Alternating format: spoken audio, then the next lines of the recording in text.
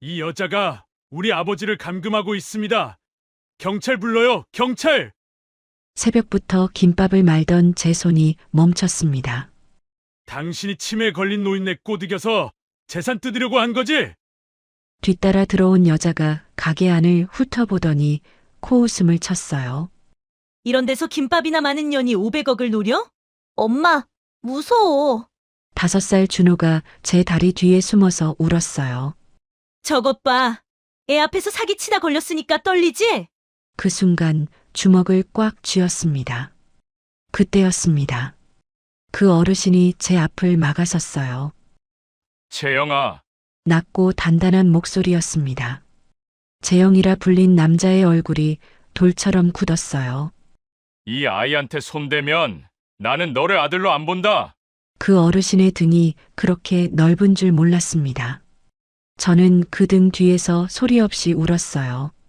이 이야기는 석 달 전 그해 겨울로 거슬러 올라갑니다. 이야기 시작 전 구독과 좋아요 부탁드려요. 따뜻한 마음 댓글로 남겨주시면 행운이 깃드시길 기도드리겠습니다. 저는 매일 새벽 3시에 일어납니다. 알람이 울리기도 전에 눈이 떠져요. 몸이 기억하는 거죠. 오늘도 김밥을 말아야 한다는 걸. 찬물로 얼굴을 씻고 가게로 내려가면 여수 바다에서 불어오는 바람이 뼛속까지 파고들었어요. 그해 겨울은 유난히 추웠거든요. 불을 켜면 형광등이 2~3번 깜빡이다가 겨우 들어옵니다. 바꿔야 하는데 형광등 하나 살 돈이 아까웠어요. 밥을 짓고 단무지를 썰고 시금치를 데치고 당근을 볶고 김 위에 밥을 펴고 속재료를 올리고 돌돌 말아서 자르고 그걸 100줄, 150줄씩 반복합니다. 손가락 끝이 갈라져서 밥 아래 피가 묻을 때도 있었어요. 그러면 반창고를 붙이고 위생장갑을 끼고 다시 말았습니다. 혼자였으니까요. 도와줄 사람이 없었어요. 아이 아빠는 준호가 태어나자마자 빚만 남기고 사라졌고 유일하게 기댈 수 있었던 외할머니마저 지난해 돌아가셨어요. 장례를 치르고 나니까 세상에 저하고 준호 둘만 남은 것 같았습니다. 엄마 배고파? 새벽 5시쯤 되면 준호가 잠에서 깨어가게로 내려옵니다. 잠옷바람에 슬리퍼를 끌고 와서 조리대 옆 작은 의자에 앉아요. 조금만 기다려. 엄마가 김밥 하나 싸줄게. 엄마 김밥이 제일 맛있어. 그 말 한마디에 코끝이 찡했습니다. 이 아이한테는 제가 전부인데 저는 이 아이한테 김밥 한 줄밖에 못 해주고 있었거든요. 어린이집비가 2달째 밀렸어요. 관리비는 넉 달째였습니다. 수도는 아직 나왔지만 가스는 한 번 끊긴 적이 있어요. 한겨울에 찬물로 준호를 씻긴 날 아이가 덜덜 떨면서도 괜찮아, 엄마 하더라고요. 그날 밤 준호가 잠든 뒤에 저는 이불을 뒤집어 쓰고 한참을 울었습니다. 나 같은 엄마한테 태어나서 미안해. 그 말을 입안에서 몇 번이나 굴렸는지 몰라요. 그래도 아침이 오면 다시 일어났습니다. 김밥을 말아야 하니까요. 준호한테 밥을 먹여야 하니까요. 가게 문을 여는 시간은 아침 6시. 여수 수산시장 근처라 새벽 경매 끝나고 나오는 상인들이 단골이었어요. 충무김밥 한 접시에 3,000원. 어묵국은 1,000원 추가. 장사가 잘 되는 날은 하루에 15만 원 정도 벌었습니다. 안 되는 날은 5만 원도 안 됐어요. 그날은 안 되는 날이었습니다. 점심때까지 손님이 3팀밖에 안 왔어요. 남은 김밥이 쟁반 2개나 됐습니다. 오후가 되면 김이 눅눅해져서 맛이 떨어지거든요. 그러면 버려야 해요. 버릴 때마다 새벽에 갈라진 손가락이 떠올랐습니다. 그때였어요. 가게 유리문이 삐걱거리며 열렸습니다. 한 노인이 비틀거리며 들어왔어요. 때 묻은 등산복 차림이었는데 원래 색이 뭔지 알 수 없을 만큼 낡았어요. 등산복 지퍼 사이로 안쪽에 뭔가를 꿰맨 자국이 보였습니다. 등산화도 밑창이 닳아서 바닥에 질질 끌리는 소리가 났어요. 머리카락은 은백색이었는데 며칠은 감지 않은 것 같았어요. 하지만 이상하게도 눈빛만은 흐리지 않았습니다. 깊고 단단한 눈이었어요. 그 눈이 제 가게 안을 천천히 둘러봤습니다. 어르신, 어서 오세요. 제가 먼저 인사를 했어요. 손님이든 아니든 이 추위에 들어온 사람한테 모른 척할 수는 없었거든요. 노인은 아무 말 없이 구석자리에 앉았습니다. 떨리는 손으로 주머니를 뒤지더니 낡은 지갑을 꺼냈어요. 지갑을 여는 손이 심하게 떨렸습니다. 안에는 구겨진 1,000원짜리 한 장이 전부였어요. 노인은 그 1,000원짜리를 떨리는 두 손으로 펴서 테이블 위에 올려놓았습니다. 그리고 고개를 숙인 채 한참을 아무 말도 하지 않았어요. 저는 그 모습을 보면서 가슴이 먹먹해졌습니다. 저도 돈이 없었어요. 당장 내일 가스비를 못 내면 또 끊길 판이었습니다. 그런데 그 구겨진 1,000원짜리를 보는 순간 제 사정은 생각이 안 났어요. 어르신, 제가 다가가서 말했습니다. 이거 가져가세요. 충무김밥 3접시를 쟁반에 담았어요. 오후라 어차피 못 팔고 버릴 거였습니다. 어묵국도 한 그릇 끓여서 내밀었어요.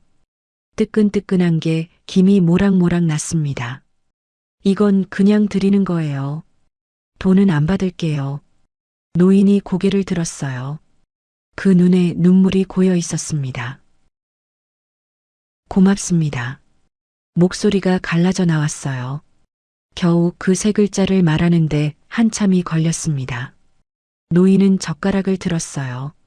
손이 너무 떨려서 김밥을 집는 데만 몇 번을 실패했습니다. 그러다 겨우 하나를 입에 넣었어요. 그리고 소리 없이 울었습니다. 눈물이 주름진 볼을 타고 흘러서 턱 끝에서 뚝 떨어졌어요. 그런데 소리는 안 났어요. 울음소리를 삼키면서 김밥을 먹는 거였습니다. 3접시를 다 비우는데 20분이 넘게 걸렸어요.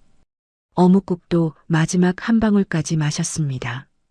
다 먹고 나서 노인은 한참 동안 빈 그릇을 내려다봤어요. 그러다 구겨진 1,000원짜리를 다시 테이블 위에 올려놓으며 말했습니다. 이건 꼭 받아줘. 어르신 괜찮아요. 진짜로 받아줘. 부탁이야. 그 목소리가 너무 간절해서 저는 차마 거절하지 못했어요. 구겨진 1,000원짜리를 받아 앞치마 주머니에 넣었습니다. 노인은 자리에서 일어나 고개를 깊이 숙였어요. 그리고 아무 말 없이 가게를 나갔습니다. 문이 닫히고 저는 한참 동안 그 자리에 서 있었어요. 그날 밤 가게 정리를 하다가 앞치마 주머니에서 그 1,000원짜리를 꺼냈습니다. 구겨진 종이를 펴보니까 한쪽 구석에 뭔가가 적혀 있었어요. 연필로 아주 작게, 흐릿하게. 고맙습니다. 아까 제게 했던 말과 같은 3글자였어요. 미리 적어놓은 것처럼 보였습니다. 그 1,000원짜리를 쥐고 한참을 울었어요. 이 어르신은 이 가게에 오기 전부터 고맙다는 말을 준비하고 온 거였습니다. 1,000원밖에 없다는 걸 알면서도 그래도 누군가한테 고맙다고 말하고 싶었던 거예요. 저도 그랬거든요. 누군가한테 고맙다고, 수고했다고, 힘들었지 하고 말해주는 사람이 그리웠거든요. 그날 밤 준호를 재우고 나서 가게 셔터를 내리려고 밖에 나갔습니다. 가게 앞이 깨끗이 쓸려 있었어요. 낙엽 한 장 없이.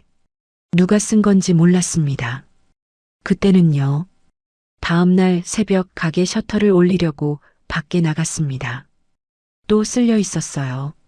낙엽 한 장 없이 가게 앞 인도가 빗자루로 쓴 자국까지 선명하게 남아 있었습니다. 어젯밤에 분명히 확인했을 때는 낙엽이 잔뜩 쌓여 있었거든요. 누가 이러지? 고개를 갸우뚱하면서도 솔직히 고마웠어요. 장사 준비만으로도 손이 모자란데 가게 앞까지 쓸 여유가 없었으니까요.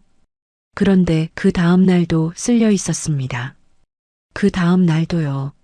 사흘째 되는 날 저는 평소보다 30분 일찍 나와 봤어요. 가게 앞 가로등 아래 그 어르신이 서 계셨습니다. 때 묻은 등산복 차림 그대로였어요. 손에 빗자루 하나를 들고 묵묵히 가게 앞을 쓸고 계셨습니다. 그 빗자루가 어디서 난 건지 새벽 공기 속에서 사각사각 소리만 고요하게 울렸어요. 어르신? 제가 부르자 노인은 빗자루를 멈추고 돌아봤습니다. 아, 일찍 나왔네. 그것뿐이었어요. 설명도 없고 변명도 없었습니다. 마치 원래 매일 해오던 일처럼 자연스러웠어요. 이거 어르신이 매일 쓸어주신 거예요? 할 일이 없어서 그랬어. 그 한마디에 저는 할 말을 잃었습니다. 어르신, 안 그러셔도 되는데. 괜찮아. 가서 김밥이나 말어. 퉁명스러운 말투였는데 이상하게 차갑지가 않았어요. 오히려 따뜻한 게 묻어나는 목소리였습니다. 저는 뭐라고 해야 할지 몰라서 그냥 가게 안으로 들어갔어요. 밥을 짓고 재료를 손질하는데 밖에서 사각사각 빗자루 소리가 계속 들렸습니다. 그 소리가 이상하게 마음을 편하게 했어요. 혼자가 아닌 것 같은 기분이었달까요? 김밥을 다 말고 나서 밖에 나가보니 노인은 이미 가게 옆 작은 평상에 앉아 계셨어요. 제가 어묵국 한 그릇을 내밀자 고개를 저었습니다. 돈이 없어. 어제 1,000원 받았잖아요. 그거면 됐어요. 그건 어제 거고. 어르신, 저한테 이렇게 해주시는데 국 한 그릇이 뭐가 대수예요? 노인은 한참 저를 바라보다가 조용히 그릇을 받았습니다. 국을 드시는 동안 저는 슬쩍 노인의 손을 봤어요. 오른손 등에 오래된 흉터가 있었습니다. 화상 자국이었어요. 피부가 울퉁불퉁하게 일어나 있었는데 꽤 넓은 범위였습니다. 최소 20, 30년은 된 것 같았어요. 어르신 손에 말을 꺼내려다 멈췄습니다. 남의 상처를 함부로 묻는 건 아닌 것 같았거든요. 노인은 제 시선을 알아챈 듯 오른손을 슬며시 주머니에 넣었어요. 그리고 아무 말 없이 국만 마저 드셨습니다. 그날부터 노인은 매일 왔습니다. 새벽에 가게 앞을 쓸고 아침에 어묵국 한 그릇을 마시고 그 뒤로는 평상에 앉아서 하루를 보냈어요. 말이 없는 분이었습니다. 제가 말을 걸어도 짧게만 대답하셨어요. 어르신, 어디 사세요? 근처. 가족은요? 없어. 이름이. 그냥 할아버지라고 해. 딱 잘라 말하시는데 화가 난 건 아니었어요. 그냥 말하기 싫은 거였습니다. 그런 사람이 있잖아요. 말이 없는 게 아니라 말할 것이 너무 많아서 아예 입을 닫아버린 사람. 그 어르신이 그런 분 같았어요. 일주일쯤 지났을 때 준호가 노인한테 다가갔습니다. 저는 속으로 조마조마했어요. 준호는 낯을 많이 가리는 아이거든요. 어린이집에서도 친구가 별로 없었어요. 아빠 없는 집 아이라고 놀림을 당한 뒤로 더 움츠러들었습니다. 그런데 준호가 노인의 옆에 가서 슬그머니 앉았어요. 할아버지, 뭐해? 노인이 고개를 돌려 준호를 봤습니다. 저는 혹시 귀찮아하시면 어쩌나 싶어서 불러드리려고 했어요. 그런데 노인이 주머니에서 종이 한 장을 꺼냈습니다. 어디서 주워온 건지 구겨진 전단지였어요.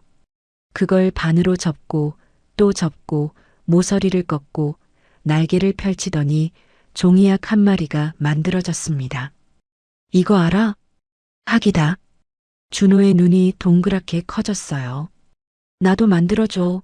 나도. 그러면 잘 봐. 노인은 새 전단지를 꺼내서 천천히 접었습니다. 한 번 접을 때마다 멈추고 준호가 따라 접을 때까지 기다려줬어요. 준호의 작은 손가락이 종이를 제대로 못 접어서 구겨질 때마다 노인은 화상 흉터가 있는 그 손으로 아이의 손을 감싸서 함께 접어줬습니다. 천천히. 급할 거 없어. 그 모습을 보는데 코끝이 찡했어요. 준호한테 뭔가를 가르쳐주는 어른이 이 세상에 없었거든요. 어린이집 선생님 말고는요. 아빠도 없고 할아버지도 없고 할머니도 돌아가시고 그런 준호한테 종이 접기를 가르쳐주는 이 낯선 어르신이 이상하게 고마웠습니다. 그날부터 준호는 어린이집에서 돌아오면 가게로 뛰어들어와 제일 먼저 이렇게 외쳤어요. 할아버지. 그리고 평상으로 달려가서 노인 옆에 앉았습니다. 종이약을 접고 종이배를 접고 종이 비행기를 접고 노인은 묵묵히 앉아서 그 작은 손이 접는 걸 지켜봐 주셨어요. 잘 되면 고개를 끄덕여주고 잘 안 되면 같이 다시 접어줬습니다. 할아버지는 뭐든 잘 만든다. 오래 살아서 그래. 나도 오래 살면 잘 만들 수 있어? 그럼 뭐든 할 수 있어. 준호가 활짝 웃었어요. 그 웃음을 본 건 정말 오랜만이었습니다. 저는 김밥을 말면서 몰래 눈물을 닦았어요. 이 아이가 이렇게 웃는 걸 본 게 언제였는지 기억이 안 났거든요. 이 어르신이 누군지, 어디서 왔는지, 왜 이러는지 하나도 몰랐습니다. 그런데 이상하게 무섭지가 않았어요. 경계해야 하는 건 맞는데 머리로는 그렇게 생각하는데 마음이 자꾸 다른 말을 했습니다. 이 사람은 나쁜 사람이 아니야. 근거는 없었어요. 그냥 느낌이었습니다. 매일 새벽에 가게 앞을 쓸어주는 것, 준호한테 종이 접기를 가르쳐 주는 것, 밥을 줘도 고맙습니다. 한마디를 꼭 하시는 것. 그게 전부였는데 그것만으로도 뭔가 느껴졌어요. 이분은 진짜라는 거. 하지만 한편으로는 겁이 났습니다. 준호가 정을 붙이고 있으니까요. 이 어르신이 어느 날 갑자기 사라지면 또 준호한테 상처가 되잖아요. 아빠도 그렇게 사라졌으니까. 그날 밤 준호를 재우면서 물었어요. 준호야, 저 할아버지 좋아? 응. 할아버지가 내일은 개구리 접어준대. 그래. 엄마도 할아버지 좋지? 저는 대답을 못했어요. 이불을 여며주면서 준호의 잠든 얼굴을 한참 바라봤습니다. 좋은 사람인 건 알겠어요. 그런데 이 사람을 믿어도 되는 걸까요? 또 떠나면 어쩌죠? 또 사라지면 어쩌죠? 이 아이가 또 상처받으면 그건 제 탓이잖아요. 저는 그 생각을 안고 잠이 들었습니다. 그런데 아침에 일어나서 가게에 내려가니까 또 쓸려 있었어요. 가게 앞이 깨끗이 평상 위에 종이약 한 마리가 올려져 있었습니다. 어제 준호가 만든 것보다 훨씬 정교하게 접힌 학이었어요. 날개 끝이 살짝 위로 올라가 있었습니다. 마치 날아갈 준비를 하는 것처럼 저는 그 학을 집어들고 한참을 서 있었어요. 이 어르신은 도대체 어떤 분일까? 왜 이러시는 걸까? 그때는 몰랐습니다. 이 어르신이 그날 밤 여수 바다에서 돌아온 사람이라는 걸, 그리고 그 바다로 향하던 발걸음을 돌리게 한 게 제 충무김밥 한 접시였다는 걸, 그건 훨씬 나중에야 알게 됐습니다. 그 어르신이 오기 시작한 지 한 달쯤 됐을 때였습니다. 가게 문을 열려고 셔터를 올리는데 유리문에 종이 한 장이 붙어 있었어요. 건물 재개발 예정. 1층 임차인은 30일 이내 퇴거 바랍니다. 아래에 상록 개발이라는 이름과 도장이 찍혀 있었습니다. 심장이 덜컥 내려앉았어요. 이게 무슨... 종이를 떼어서 다시 읽었습니다. 3번을 읽었어요. 읽을 때마다 글자가 더 또렷해졌습니다. 30일. 한 달이었어요. 한 달 뒤에 이 가게에서 나가야 한다는 거였습니다. 저는 가게 안으로 들어가 의자에 주저앉았어요. 다리에 힘이 풀렸습니다.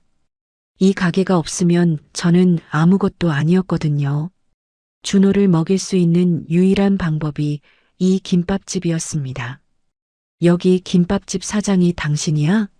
점심 무렵 남자 한 명이 가게 안으로 들어왔습니다. 검정 패딩 조끼에 짙은 녹색 폴로 셔츠, 카키색하고 바지, 몸이 떡 벌어진 사람이었어요. 40대 중반쯤 돼 보였는데 눈이 작고 입이 두꺼웠습니다.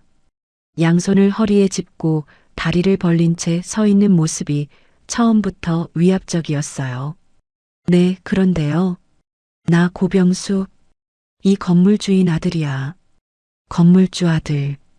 그 말에 등에서 식은땀이 났습니다. 아침에 붙인 거 봤지? 한 달 안에 빼. 재개발 들어가거든. 저 잠깐만요. 계약이 아직 6달 남았는데. 계약? 관리비 넉 달째 밀려놓고 무슨 계약 타령이야? 맞는 말이었어요. 관리비를 밀린 건 사실이니까요. 저는 할 말이 없었습니다. 밀린 관리비 240만 원. 그거 다 내든가 아니면 한 달 안에 짐 싸. 골라.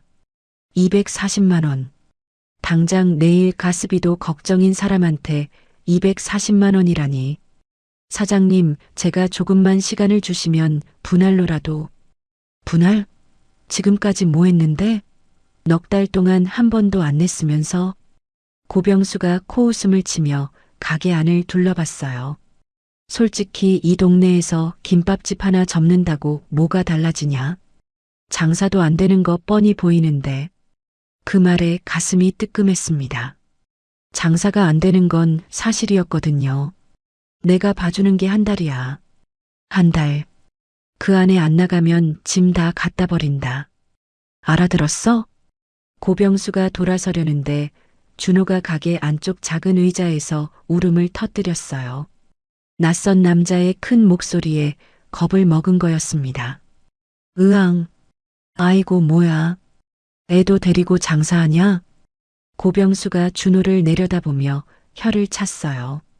이런 데서 애 키우는 것도 웃기다. 진짜 그만하시오. 뒤에서 낮은 목소리가 들렸습니다. 어르신이었어요. 평상에 앉아 계시다가 언제 들어오신 건지 가게 안에 서 계셨습니다. 아이 앞에서 그런 말은 하지 마시오. 고병수가 어르신을 위아래로 훑어봤어요. 때 묻은 등산복, 다른 등산화. 고병수의 눈이 노골적으로 깔봤습니다. 할배, 여기 새드는 거야? 손님이야? 그건 상관없고. 아이 앞에서 소리 지르지 마시오. 뭐? 노숙자가 끼어들지 마. 너도 여기 붙어 사는 거면 같이 나가. 고병수가 어르신의 어깨를 밀쳤습니다. 세게요. 어르신이 뒤로 비틀거렸어요. 간신히 조리대를 잡고 넘어지지 않았습니다. 어르신, 제가 달려가서 부축했어요. 어르신의 팔이 떨리고 있었습니다. 분노 때문인지 아픈 건지 알 수 없었어요. 하지만 어르신은 고병수를 똑바로 바라보면서 한마디도 하지 않았습니다. 그 눈이요. 저는 그 눈을 평생 잊지 못할 거예요. 밀쳐진 사람의 눈이 아니었습니다. 굴욕을 당한 사람의 눈도 아니었어요. 차갑고 단단하게 상대를 꿰뚫어보는 눈이었습니다. 마치 지금은 참는다고 말하는 것 같은 눈이었어요. 고병수는 그 눈을 못 읽었습니다.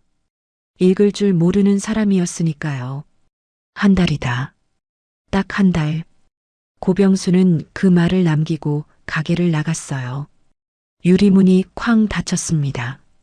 저는 주저앉아서 울었어요. 더는 참을 수가 없었습니다.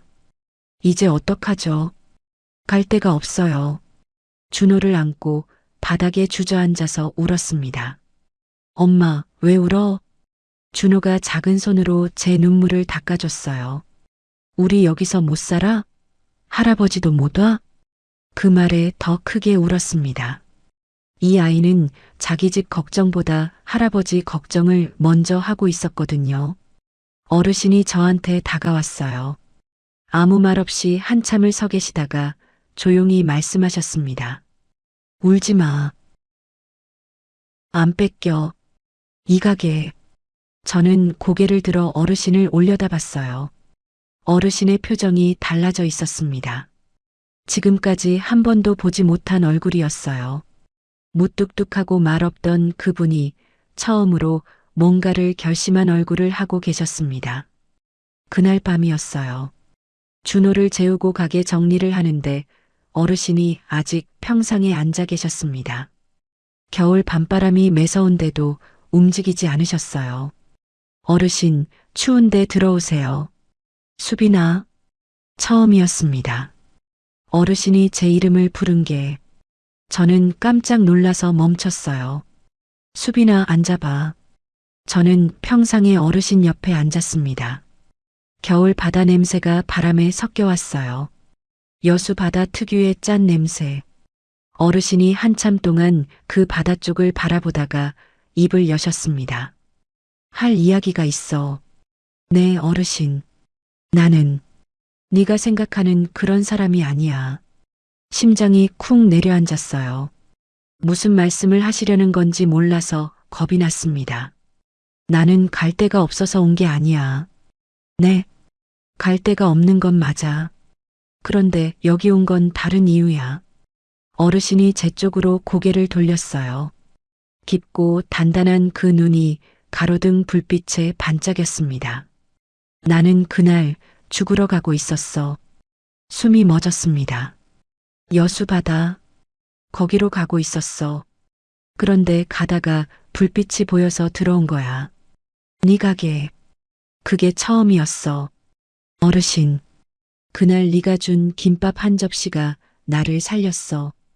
그러니까 이건 은혜를 갚는 거야.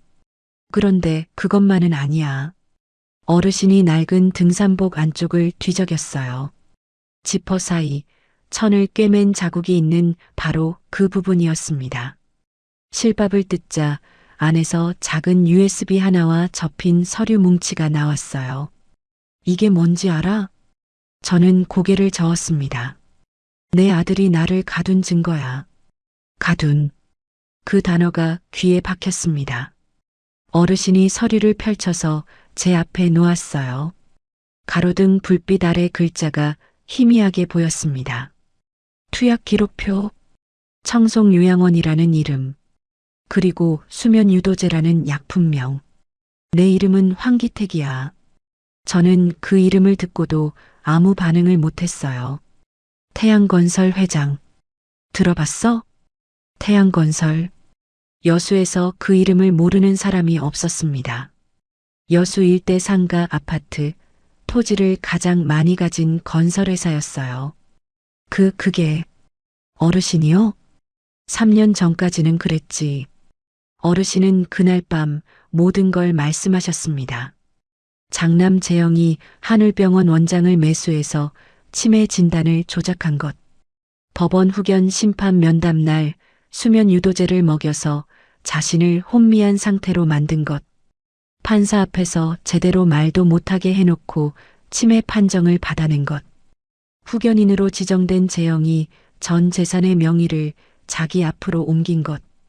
그리고 청송요양원에 3년 동안 가둔 것. 요양원 간호사가 하나 있었어. 착한 아이였지. 그 아이가 투약 기록을 몰래 복사해줬어. 그리고 재영이가 병원장이랑 전화 통화한 거 내가 녹음해뒀던 게 있어. 이 USB가 그거야. 어르신은 그 서류와 USB를 등산복 안감에 꿰매 넣고 요양원을 탈출하신 거였습니다. 탈출하고 나서 어디로 갔냐면 어르신의 목소리가 처음으로 떨렸어요. 바다로 갔어. 다 끝내려고. 저는 아무 말도 못했습니다.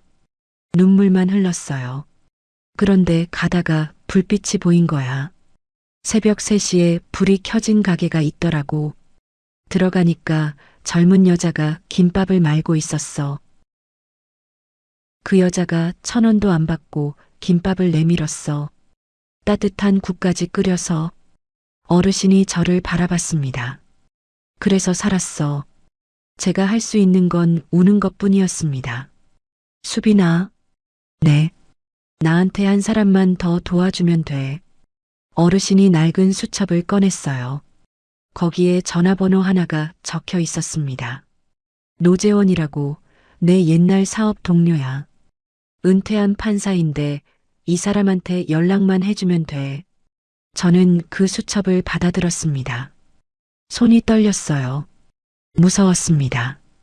500억대 자산가, 치매 조작, 요양원 감금. 이건 제가 감당할 수 있는 세계가 아니었어요. 하지만 어르신의 눈을 보았습니다. 매일 새벽에 가게 앞을 쓸어주던 그 손, 준호한테 종이약을 접어주던 그 손, 구겨진 1,000원짜리에 고맙습니다를 적어놓은 그 사람. 이분이 거짓말을 할 리가 없었어요. 제가 전화할게요. 어르신은 아무 말 없이 고개를 끄덕이셨습니다. 그리고 작은 목소리로 말씀하셨어요. 고맙다, 수빈아. 그날 밤 저는 잠이 오지 않았습니다. 손에 들린 낡은 수첩과 USB를 번갈아 바라보면서 내일 아침에 전화를 걸어야 한다는 것만 생각했어요. 이 어르신을 도울 수 있을까? 아니, 이 어르신이 저와 준호를 도우려고 이 모든 걸 꺼내신 건 아닐까? 가게를 지키겠다고 하신 그 말. 안 뺏겨. 이 가게. 그 말이 자꾸 귓가에 맴돌았습니다. 다음 날 새벽 김밥을 말기 전에 전화를 걸었습니다. 준호가 아직 자고 있는 시간이었어요. 가게 구석 냉장고 옆에 쪼그려 앉아서 낡은 수첩에 적힌 번호를 눌렀습니다. 손이 떨렸어요. 이 전화 한 통이 어떤 일을 만들지 몰랐으니까요. 500억대 재산 분쟁에 김밥집 사장이 끼어드는 거잖아요. 무서웠습니다. 신호음이 4번 울렸어요. 5번째에 끊으려고 했습니다. 여보세요. 낮고 또렷한 목소리가 들렸어요. 새벽 5시인데도 잠에서 깬 목소리가 아니었습니다. 이미 깨어있는 사람의 목소리였어요. 저기, 노재원 선생님 되시나요? 그렇습니다. 누구시죠? 저는 여수에서 김밥집을 하는 수빈이라고 합니다. 황기택 어르신이 이 번호로 전화해달라고. 전화기 너머에서 짧은 침묵이 흘렀어요. 그리고 그 침묵이 깨졌을 때 목소리의 온도가 완전히 달라져 있었습니다. 기택이 형이 살아있어요? 살아있냐고요? 그 말에 온몸에 소름이 돋았습니다. 이 사람은 어르신이 죽었을 수도 있다고 생각하고 있었던 거예요. 네, 살아계세요. 저희 가게에 한 달 전부터 오시고 있어요. 아이고, 세상에. 노재원 선생님의 목소리가 떨렸어요. 70대 중반의 남자가 전화기 너머에서 울고 계셨습니다. 3년이야. 3년 동안 어디 계신 건지, 살아 계신 건지 아무도 몰랐어요. 요양원에 면회 갔더니 외부인 접견 금지라고 막더라고. 재영이 그 녀석이. 선생님, 어르신이 증거를 갖고 계세요. USB하고 투약 기록표요. 투약 기록? 수면 유도제를 투여했다는 기록이래요. 법원 후견 심판 면담 날에. 전화기 너머에서 한참 아무 소리도 안 났어요. 그러다 노재원 선생님이 단호한 목소리로 말씀하셨습니다. 수빈 씨, 그 서류 절대 잃어버리면 안 됩니다. 아시겠죠? 네. 오늘 중으로 여수에 내려가겠습니다. 주소 알려주세요. 전화를 끊고 나니 손에 땀이 잔뜩 나 있었어요. 가게로 나오니 어르신이 이미 와 계셨습니다. 평상에 앉아서 가게 앞을 다 쓸어 놓으신 뒤였어요.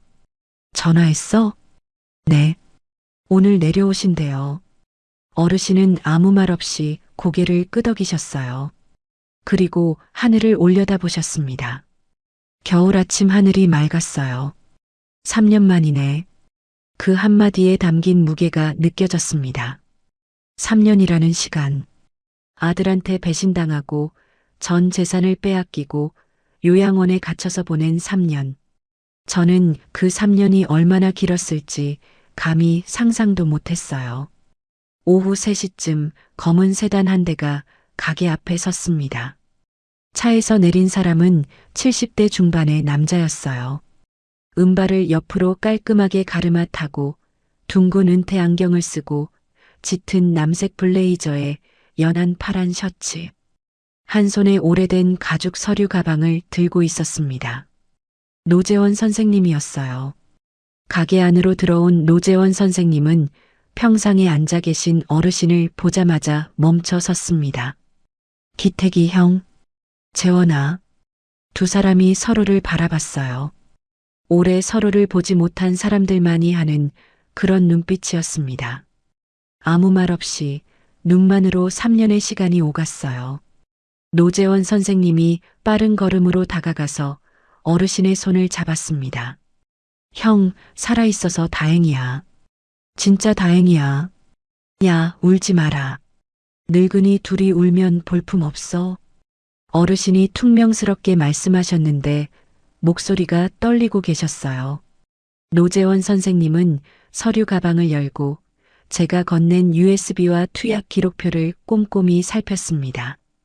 안경을 코끝까지 내리고 한 장 한 장 넘기면서 표정이 점점 굳어졌어요.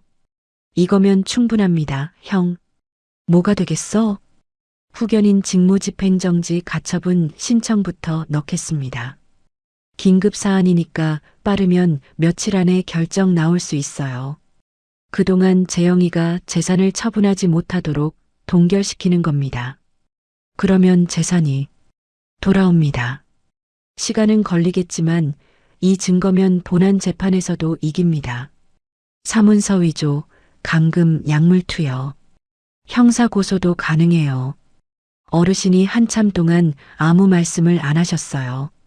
그리고 조용히 고개를 숙이셨습니다. 고맙다, 재원아. 고맙긴요. 3년 동안 형을 못 찾은 내가 부끄럽지. 노재원 선생님이 서류를 정리하면서 저를 바라봤어요. 수빈 씨, 이분이 여기 계신다는 거 아무한테도 말하면 안 됩니다. 네, 알겠습니다. 특히 재영이 쪽에서 연락이 오거나 낯선 사람이 이 근처를 어슬렁거리면 바로 저한테 전화하세요. 그 말이 불길했어요. 재영이라는 사람이 어르신을 찾고 있을 수도 있다는 뜻이었으니까요. 노재원 선생님은 그날 밤 서울로 올라가셨습니다. 내일 아침 첫 비행기로 법원에 가겠다고 하셨어요. 이틀이 지났습니다. 사흘이 지났습니다. 노재원 선생님한테서 서류 접수 완료, 결정 대기 중이라는 문자가 왔어요. 마음이 놓이려는 찰나였습니다. 나흘째 되는 날 오전 가게 앞에 검은 SUV 한 대가 급정거했어요. 차 문이 벌컥 열리더니 남자 한 명이 내렸습니다. 차콜 그레이 정장에 짙은 남색 넥타이, 젤로 뒤로 넘긴 짧은 검은 머리, 창백한 피부에 날카로운 눈.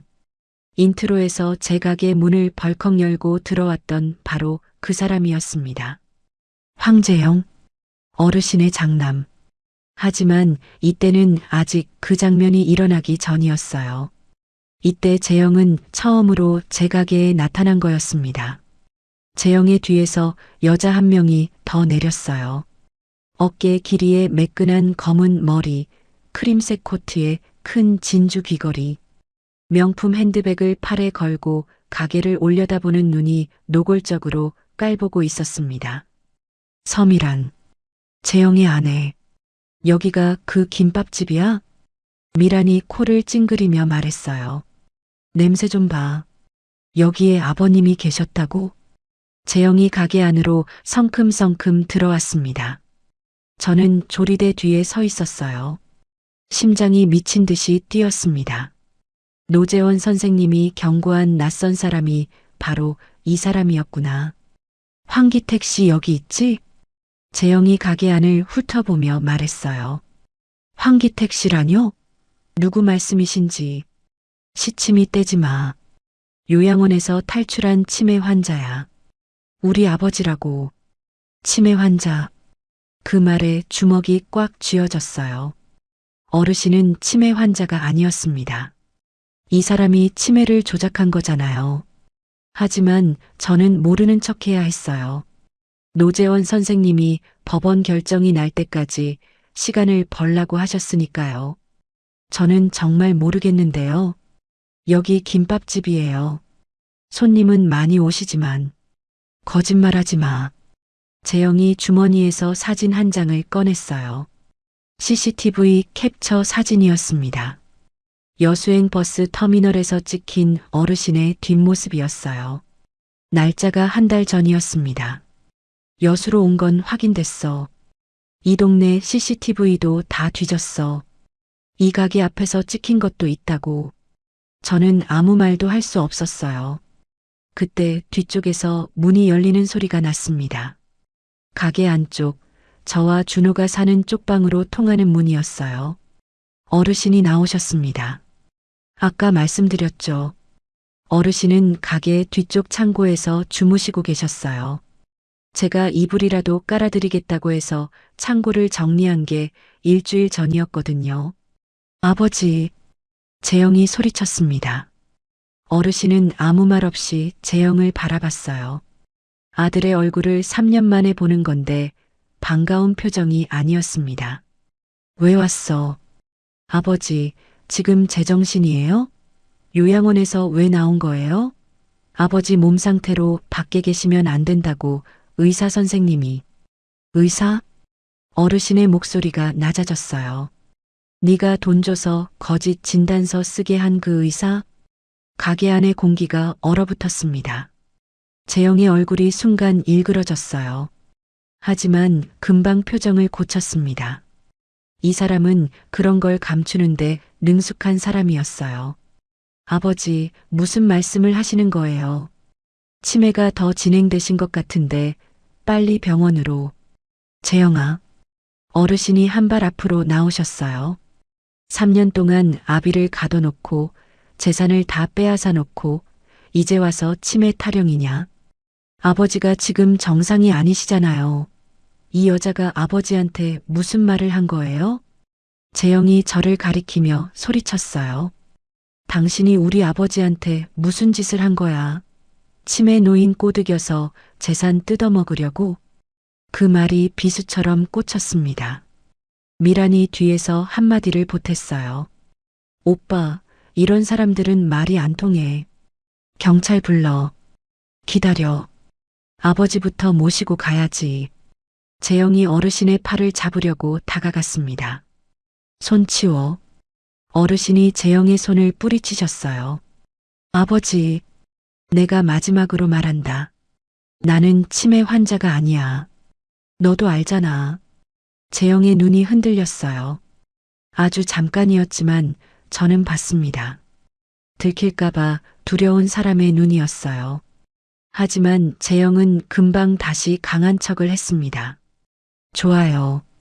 아버지가 그렇게 나오시면 저도 방법이 없네요. 재영이 돌아서며 저를 노려봤어요. 내일까지 아버지 안 넘기면 유인 감금으로 경찰에 신고합니다. 알아들었어요?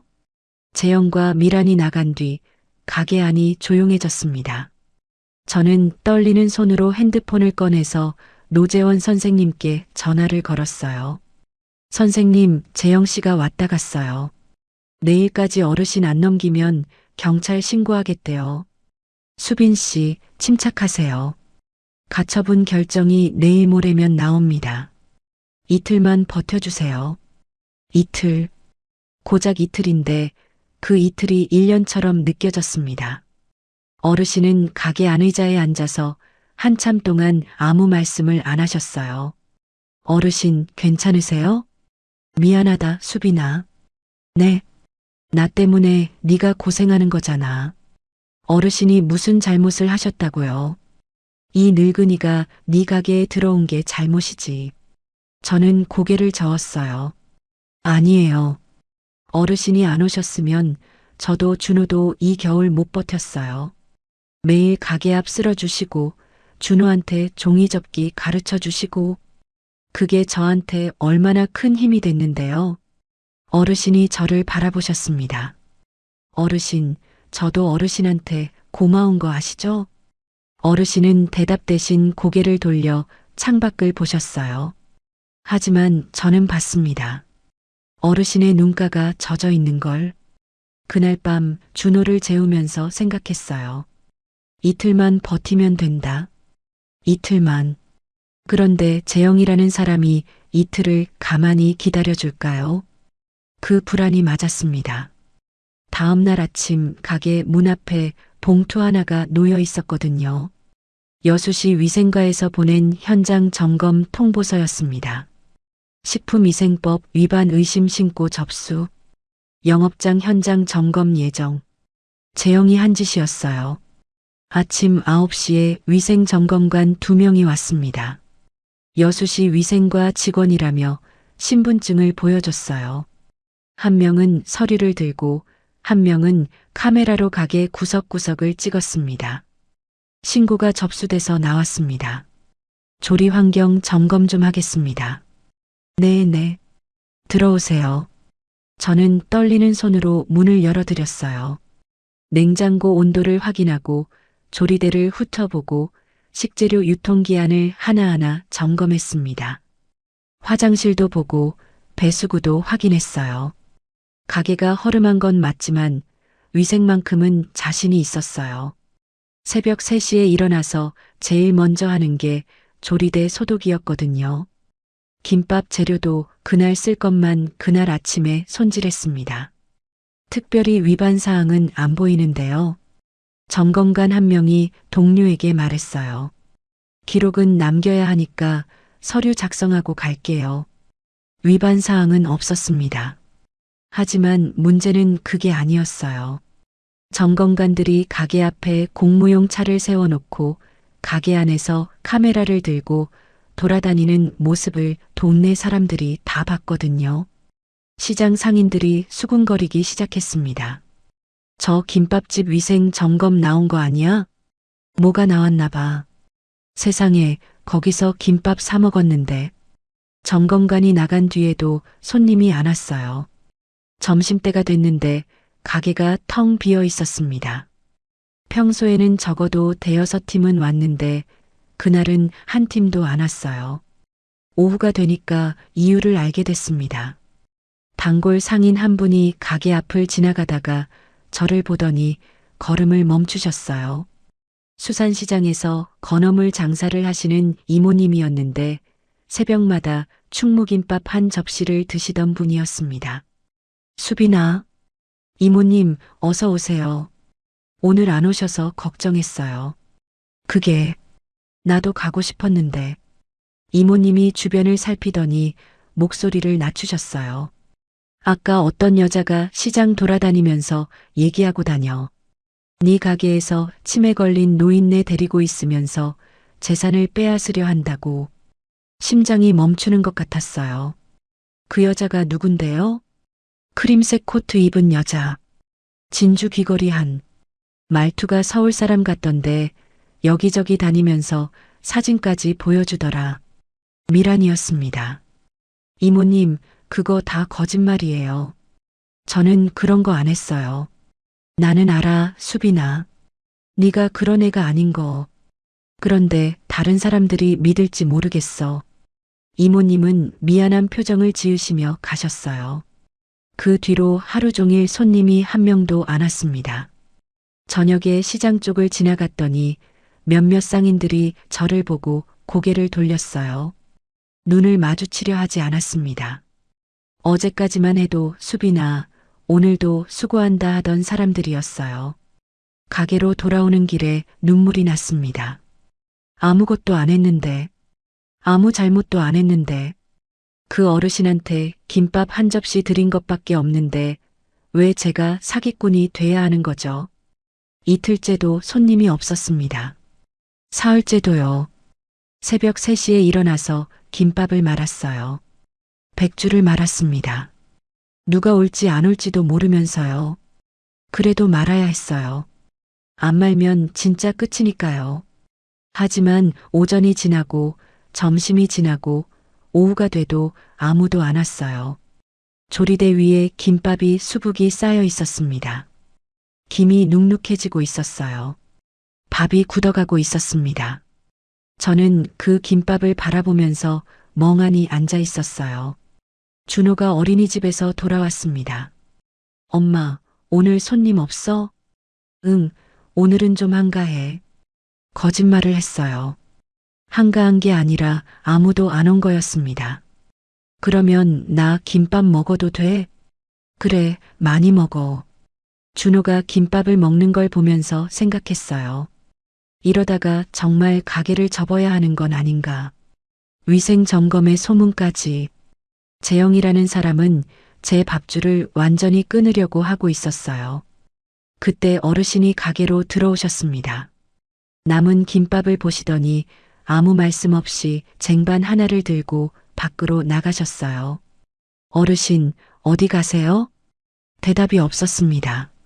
30분쯤 뒤에 어르신이 빈 쟁반을 들고 돌아오셨어요. 어르신, 그 김밥 어디? 시장 입구에서 나눠줬어. 지나가는 사람들한테. 공짜로요? 어차피 버릴 거잖아. 그래도 어르신, 그건 맛있다고 하더라. 다음엔 사 먹겠다는 사람도 있었어. 저는 할 말을 잃었어요. 어르신은 또 한 쟁반을 들고 나가셨습니다.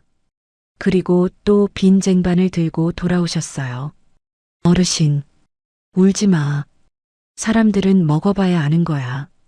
한번 먹어보면 소문이고 뭐고 다 필요 없어. 그 말에 울음이 터졌어요. 가게가 무너지고 있는데 이 어르신은 김밥 쟁반을 들고 시장을 돌아다니고 계셨습니다. 76세의 할아버지가 때 묻은 등산복 차림으로 제 김밥을 들고 시장을 돌아다닌 거예요. 어르신이 왜 이러세요? 어르신 일도 아닌데. 내일이야. 네. 네 일이 내일이야. 준호 일도 내일이고. 저는 아무 말도 못하고 울기만 했어요. 그날 저녁 재영한테서 전화가 왔습니다. 가게 전화로요. 번호를 어떻게 알았는지. 수빈 씨, 나 황재영이야. 솔직하게 말할게. 아버지 넘겨. 그러면 가게는 살려줄게. 뭐라고요? 생각해봐. 위생신고는 내가 넣은 거야. 소문도 내 와이프가 뿌린 거고. 앞으로 더 할 수 있어. 세무신고, 건물주한테 압력 넣기, 뭐든 할 수 있다고. 거래하자. 아버지 넘기면 이 모든 게 멈춰. 가게도 계속 할 수 있어. 나는 아버지만 있으면 돼. 손이 부들부들 떨렸어요. 이 사람은 자기 아버지를 넘기라고 하고 있었습니다. 물건처럼요. 아버지를 다시 요양원에 가둬서 입을 막으려는 거였어요. 준호도 있잖아, 수빈 씨. 애 생각해봐. 이러다 가게 접으면 애는 어떡할 건데? 준호. 제 아이 이름을 이 사람 입에서 듣는 순간 온몸에 소름이 돋았습니다. 내 아들 이름을 입에 올리지 마세요. 제 입에서 나온 목소리가 제 것이 아닌 것 같았어요. 낮고 단단한 목소리였습니다. 어르신은 안 넘겨요. 가게가 망해도 저한테 남은 게 아무것도 없어져도 안 넘겨요. 수빈 씨, 감정적으로 나오지 마. 냉정하게. 끊을게요. 전화를 끊었습니다. 손에서 전화기가 미끄러져 내렸어요. 온몸에 힘이 빠졌습니다. 그 자리에 주저앉아서 울었어요. 소리 없이. 준호가 깨면 안 되니까. 무서웠어요. 이 사람들은 저보다 돈이 많고 힘이 세고 아는 사람도 많았어요. 저는 김밥 파는 34살 싱글맘이었습니다. 이 싸움에서 제가 이길 수 있는 게 뭐가 있을까요? 하지만 하나만은 확실했어요. 어르신을 넘기지 않겠다는 것. 그건 돈이나 힘의 문제가 아니었어요. 사람의 문제였습니다. 매일 새벽에 가게 앞을 쓸어주시고 준호한테 종이약을 접어주시고 못 팔 김밥을 쟁반에 담아 시장을 돌아다니신 그분을 다시 그 요양원에 보낼 수는 없었어요. 이틀만 더 버티자. 저는 스스로에게 그렇게 말했습니다. 노재원 선생님이 이틀만 버티라고 하셨어요. 이틀이면 법원 결정이 나온다고. 이틀. 남은 김밥을 정리하고 조리대를 닫고 불을 끄고 셔터를 내렸습니다. 가게 앞 평상에 종이약 한 마리가 올려져 있었어요. 어르신이 오늘도 접어놓으신 거였습니다. 저는 그 학을 주머니에 넣었어요. 내일 아침에도 새벽 3시에 일어나서 김밥을 말 겁니다. 손님이 오든 안 오든. 왜냐면 그게 제가 할 수 있는 전부니까요. 포기하지 않는 것. 그것밖에 없었습니다. 이틀째 되는 날 아침이었습니다. 새벽 3시에 일어나서 김밥을 말았어요. 어제도 그제도 손님이 없었지만 그래도 말았습니다. 손가락이 갈라져서 피가 났지만 반창고를 붙이고 또 말았어요. 준호가 5시에 내려왔습니다. 엄마, 오늘은 손님 올까? 올 거야. 엄마 김밥이 맛있으니까. 거짓말인 줄 알면서도 웃어 보였어요. 이 아이 앞에서는 무너지면 안 되니까요. 9시쯤이었습니다. 가게 앞에 차 2대가 섰어요. 검은 SUV 1대, 그리고 경찰차 1대. 심장이 쿵 떨어졌습니다. 재영이 먼저 내렸어요. 차콜 그레이 정장에 짙은 남색 넥타이. 그 뒤로 미란이 내렸습니다. 크림색 코트에 큰 진주 귀걸이. 두 사람의 표정은 승리를 확신한 얼굴이었어요. 경찰차에서 경찰관 2명이 내렸습니다. 재영이 경찰관에게 뭔가를 말하면서 가게 쪽을 가리켰어요. 경찰관이 고개를 끄덕이더니 가게로 걸어왔습니다. 김수빈 씨 되시나요? 네, 그런데요. 신고가 접수돼서 나왔습니다. 황기택 씨라는 분이 여기 계시다는데 확인 좀 해야 합니다. 재영이 뒤에서 말했어요. 저희 아버지입니다. 치매 환자예요. 이 여자가 데리고 있으면서 내보내주질 않아요. 미란이 한마디를 보탰습니다. 경찰관님, 이 여자가 치매 노인을 감금해서 재산을 뜯으려고 하는 거예요. 저희가 증거도 있어요. 미란이 핸드폰을 꺼내서 경찰관에게 보여줬어요. 가게 앞에서 어르신과 제가 같이 찍힌 CCTV 캡처 사진이었습니다. 보세요. 매일 이 노인을 붙잡아 두고 있잖아요. 아버님은 치매시라 판단력이 없으세요. 가슴이 터질 것 같았어요. 감금이라니요. 저는 어르신을 가둔 적이 없어요. 어르신이 스스로 오신 거예요. 매일 새벽에 가게 앞을 쓸어주시고 준호한테 종이 접기를 가르쳐 주시고 김밥을 시장에서 나눠주시고. 하지만 저는 아무 증거가 없었습니다. 경찰관님, 이건 사실이 아니에요. 어르신은 치매 환자가 아니에요. 이분들이 치매를 조작한 거예요. 조작이요? 경찰관이 미간을 찌푸렸어요. 재영이 끼어들었습니다. 경찰관님, 보시다시피 이 여자가 아버지한테 이상한 말을 주입한 거예요. 치매 환자한테 거짓말을 시키는 겁니다. 아니에요. 저는. 수빈 씨, 일단 진정하시고요. 황기택 씨를 직접 만나봐야 할 것 같습니다. 경찰관이 가게 안으로 들어왔어요. 어르신은 가게 안쪽 의자에 앉아 계셨습니다. 준호가 어르신 옆에 바짝 붙어 앉아 있었어요. 낯선 사람들이 들어오자 준호가 어르신의 팔을 꽉 잡았습니다. 할아버지, 무서워. 괜찮다. 할아버지가 있잖아. 어르신이 준호의 머리를 쓰다듬으시며 말씀하셨어요. 경찰관이 어르신 앞에 섰습니다. 황기택 씨, 맞으시죠? 그렇습니다. 아드님 되시는 분이 걱정돼서 신고를 하셨는데요. 혹시 여기 본인 의사로 계신 건지 확인하려고 합니다. 어르신이 천천히 자리에서 일어나셨어요. 네, 제 의사입니다. 저는 치매 환자가 아닙니다. 아버지, 지금 제정신이 아니시잖아요. 재영이 소리쳤어요. 경찰관님, 아버지가 후견인 지정을 받으신 분이에요. 법적으로 제가 보호자입니다. 아버지를 데려갈 권한이 저한테 있어요. 후견인. 그 말에 경찰관의 표정이 달라졌어요. 법적 후견인이라고 하면 상황이 복잡해지니까요. 후견인 서류 갖고 계세요? 차에 있습니다. 가져올게요. 재영이 SUV로 뛰어갔어요. 잠시 후 서류 봉투를 들고 돌아왔습니다. 법원 후견 심판 결정문 사본이었어요. 여기 있습니다. 법원에서 정식으로 결정된 겁니다. 경찰관이 서류를 살폈어요. 저는 속이 타들어갔습니다. 저 서류가 조작된 진단서를 근거로 만들어진 거라는 걸 알지만 지금 이 자리에서 증명할 방법이 없었어요. 증거는 노재원 선생님한테 넘겼고 법원 가처분 결정은 아직 안 나왔으니까요. 수빈 씨, 후견인 서류가 확인됐으니까 일단 경찰관이 말을 하려는 그 순간이었습니다. 가게 유리문이 열렸어요.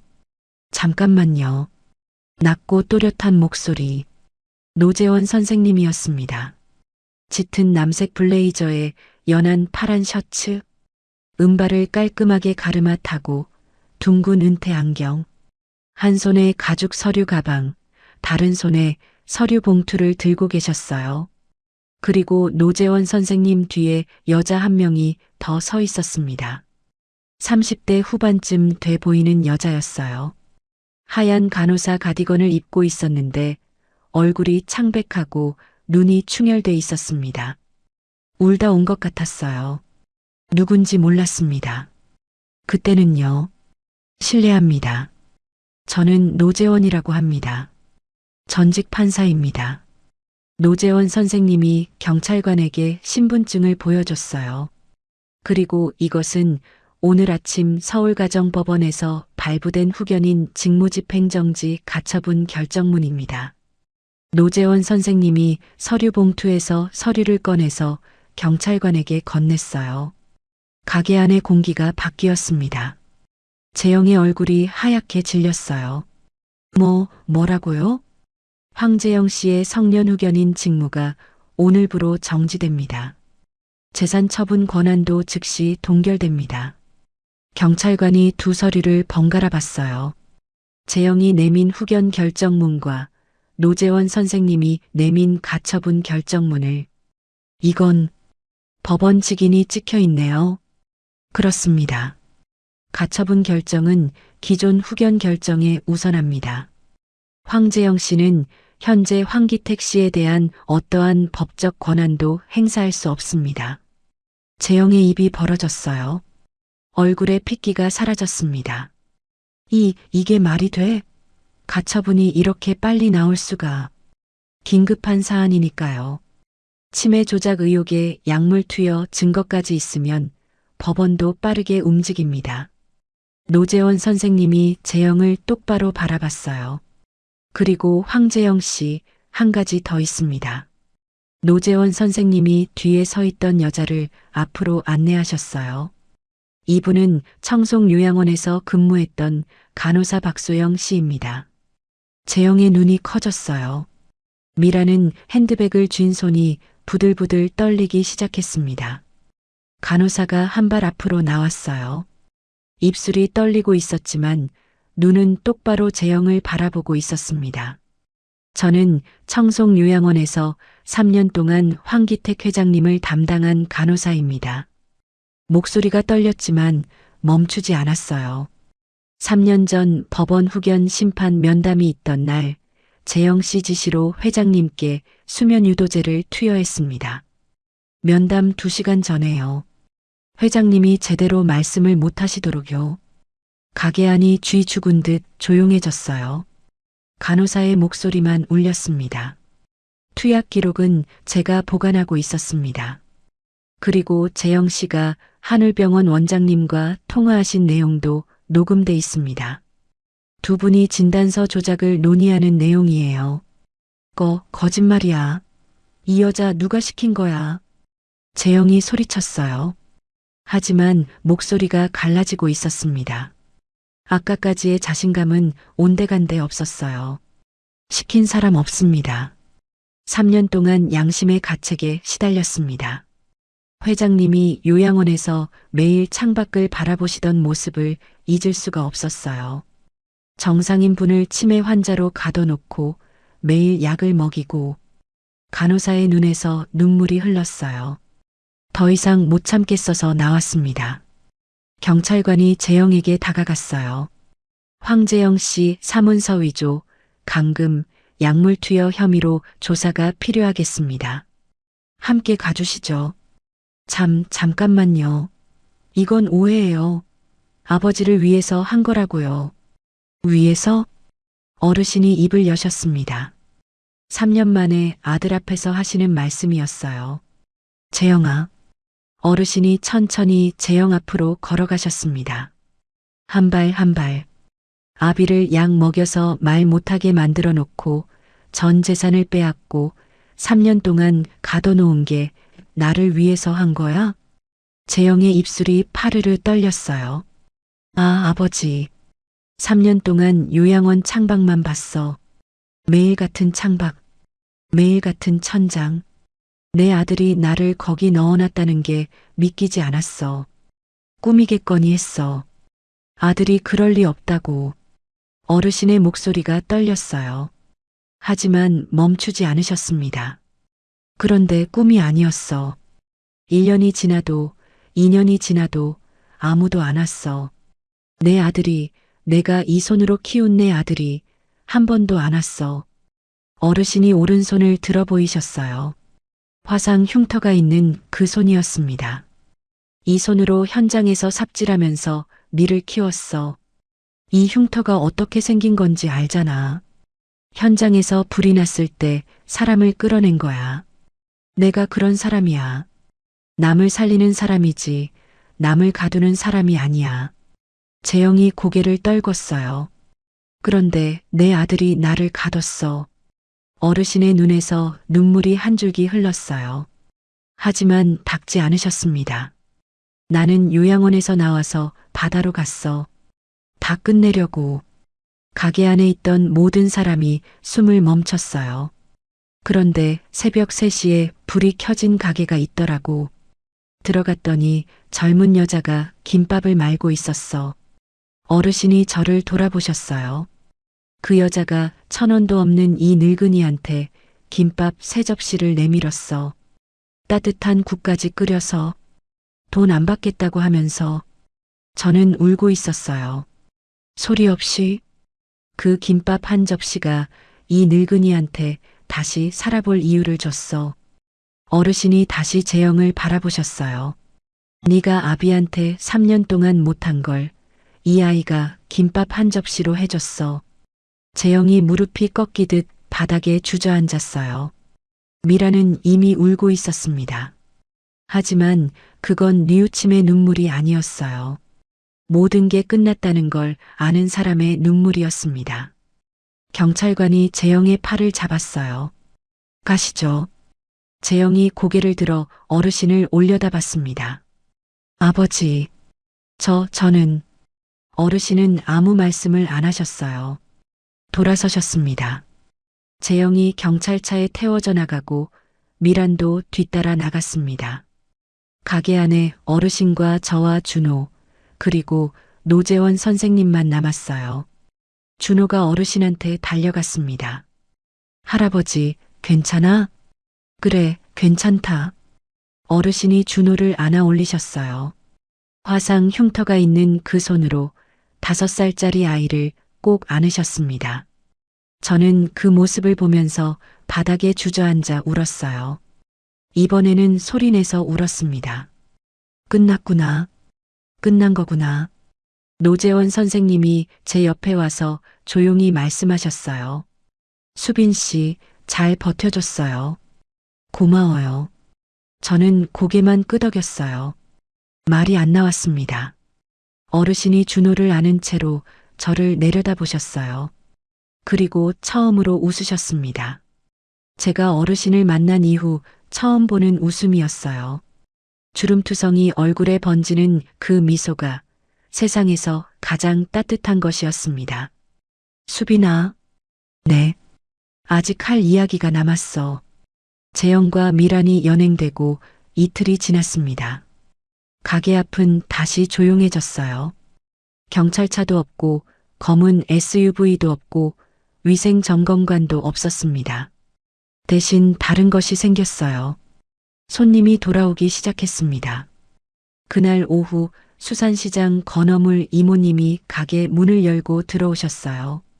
수빈아, 이모님, 미안했어. 나도 소문에 흔들렸어. 근데 어제 시장에서 얘기 다 들었어. 저 할아버지가 500억 회장님이셨다며? 소문은 빠르게 퍼졌습니다. 미란이 뿌린 소문보다 더 빠르게요.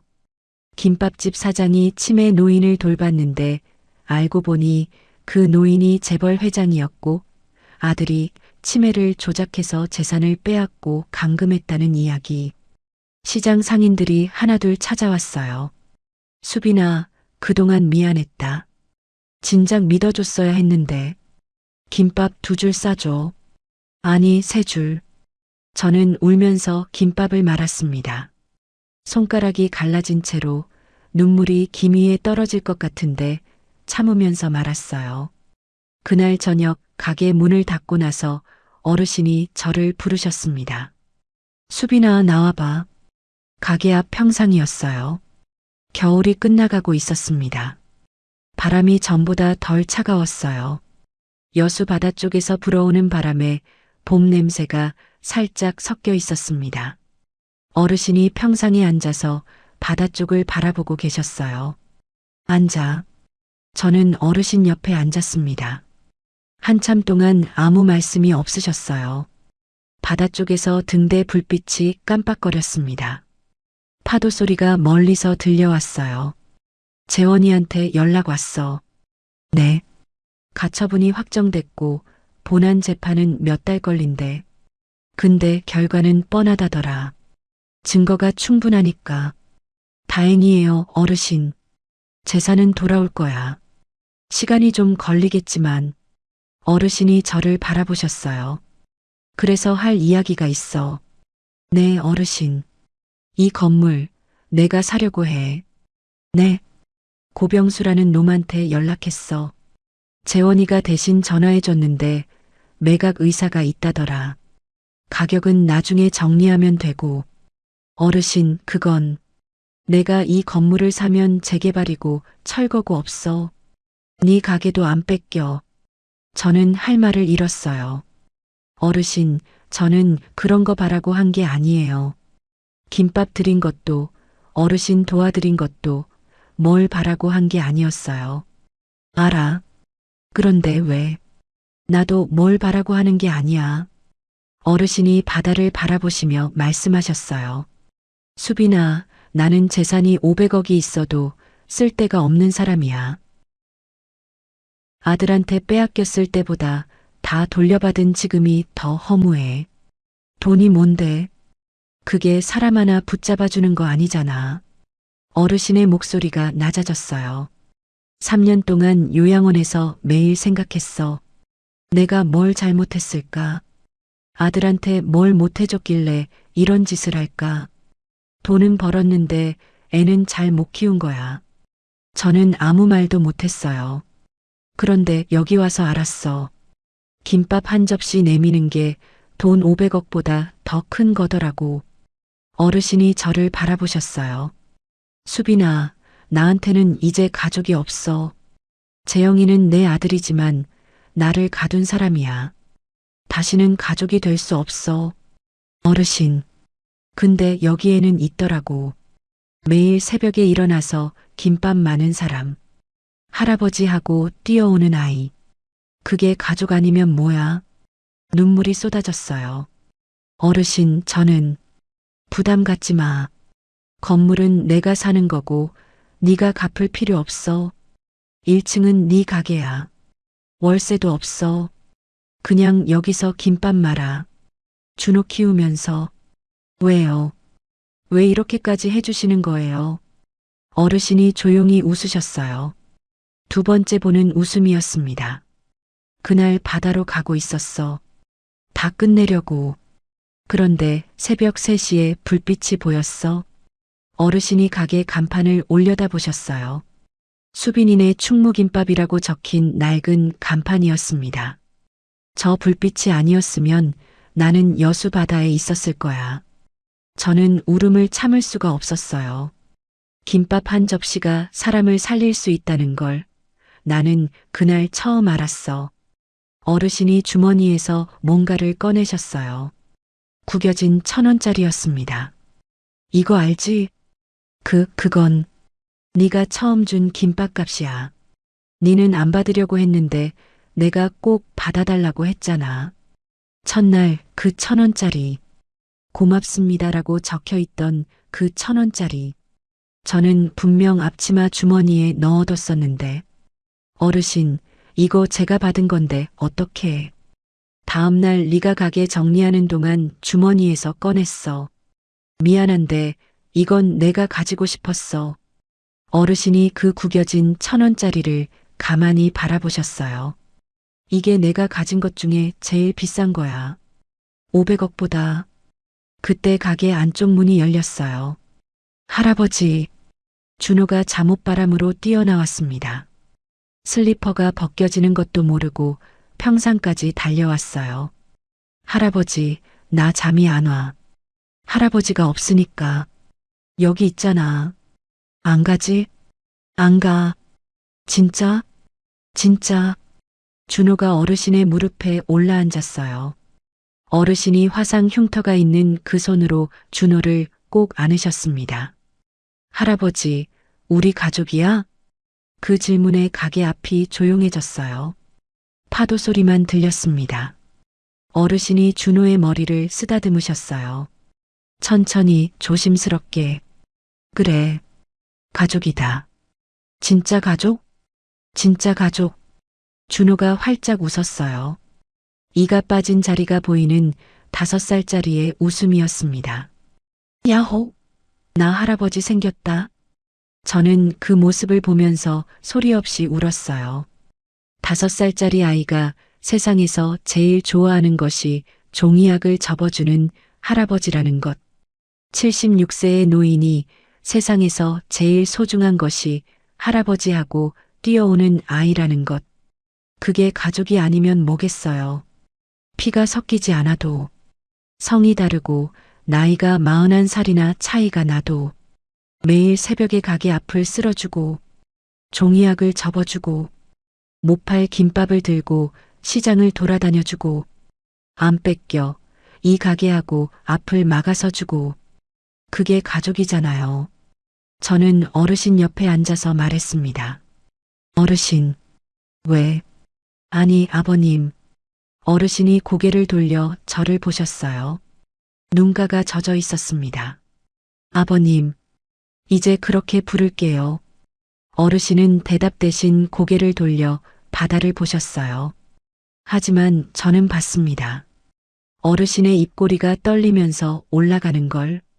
76년을 사신 그분이 처음으로 아들이 아닌 사람한테서 아버님이라는 말을 듣는 순간이었어요. 그날 밤 셋이 나란히 평상에 앉아 있었습니다. 어르신, 준호. 준호는 어르신 무릎에서 잠이 들었어요. 종이약을 한 손에 쥔 채로. 바람이 불었습니다. 봄이 오고 있었어요. 아버님, 왜? 김밥 드실래요? 이 밤에? 네. 제가 싸드릴게요. 어르신이 피식 웃으셨어요. 그래, 싸와. 저는 가게 안으로 들어가서 김밥을 말았습니다. 새벽 3시가 아니었어요. 밤 11시였습니다. 하지만 마음은 새벽보다 따뜻했어요. 김밥을 싸면서 생각했어요. 3달 전 이 가게에 비틀거리며 들어온 노인이 있었습니다. 구겨진 1,000원짜리 한 장을 들고요. 저는 그분한테 김밥 3접시를 드렸어요. 어차피 못 팔고 버릴 거였으니까. 대단한 게 아니었어요. 그런데 그게 한 사람의 목숨을 살렸고 한 아이에게 할아버지를 만들어줬고 저한테 가족을 선물해줬습니다. 따뜻한 밥 한 끼가 누군가의 세상을 바꿀 수 있다는 것. 저는 그걸 이분한테 배웠어요. 2년이 지났습니다. 수빈이네 충무김밥은 여수 명물이 됐어요. 건물은 아버님 명의로 매입이 완료됐고 1층 가게는 월세 없이 제가 쓰고 있습니다. 고병수 씨의 재개발 계획은 무산됐어요. 고병수 씨는 다른 동네로 가셨다더라고요. 재영 씨는 사문서 위조와 감금 혐의로 실형을 선고받았습니다. 징역 4년이었어요. 미란 씨는 이혼 후 종적을 감췄습니다. 아버님의 재산은 전액 환원됐어요. 하지만 아버님은 예전처럼 태양건설을 운영하지 않으셨습니다. 경영은 전문 경영인한테 맡기시고 본인은 여수에 남으셨어요. 매일 아침 가게 앞을 쓰십니다. 지금도 아버님, 이제 그런 거 안 하셔도 되는데 할 일이 없어서 그래. 2년 전과 똑같은 대답이에요. 저도 이제 더는 말리지 않습니다. 준호는 7살이 됐어요. 초등학교에 입학했습니다. 학교 첫날 자기소개 시간에 이렇게 말했대요. 저는 정준호입니다. 우리 가족은 엄마, 할아버지, 저 셋이에요. 할아버지는 종이약을 세상에서 제일 잘 접어요. 선생님이 할아버지가 뭐 하시는 분이니? 하고 물었더니 준호가 대답했대요. 우리 할아버지는 김밥집 할아버지예요. 아버님이 그 이야기를 듣고 한참을 웃으셨어요. 제가 아버님을 만난 이후 그렇게 오래 웃으시는 걸 처음 봤습니다. 가게 앞 평상에는 지금도 종이약이 올려져 있어요. 아버님이 매일 하나씩 접으시거든요. 준호는 학교 끝나면 뛰어와서 제일 먼저 이렇게 외칩니다. 할아버지, 나왔어. 그러면 아버님이 평상에서 고개를 들고 말씀하세요. 그래, 왔어? 매일 똑같은 인사예요. 매일 똑같은 웃음이에요. 그런데 매일 새로워요. 간호사 박소영 씨는 아버님이 운영하는 장학재단에서 일하고 계세요. 아버님이 재산 일부로 만든 재단이에요. 어려운 형편의 아이들한테 장학금을 주는 곳입니다. 준호도 거기서 장학금을 받고 있어요. 노재원 선생님은 한 달에 한 번 여수에 오세요. 오시면 꼭 충무김밥 3접시를 드시고 가십니다. 기택이 형, 여기 김밥이 서울 어느 집보다 낫다. 재원아, 그건 우리 수빈이가 잘 만들어서 그래. 우리 수빈이. 아버님이 저를 그렇게 부르실 때마다 코끝이 찡해요. 지난 설에는 셋이서 떡국을 끓여 먹었어요. 아버님이 떡을 썰어주시고 제가 국을 끓이고 준호가 숟가락을 놓았습니다. 할아버지, 떡국 먹으면 1살 더 먹는 거지? 그래. 그러면 할아버지 몇 살이야? 78살이다. 와, 엄청 많다. 야, 이놈아. 셋이서 웃었어요. 작은 가게 뒷방에서 냄비 하나에 떡국을 끓여놓고 셋이서 마주 앉아 웃었습니다. 그때 깨달았어요. 가족이라는 건 핏줄이 만드는 게 아니더라고요. 매일 밥을 같이 먹고 매일 얼굴을 보고 아플 때 곁에 있어주고 웃을 때 같이 웃어주는 것.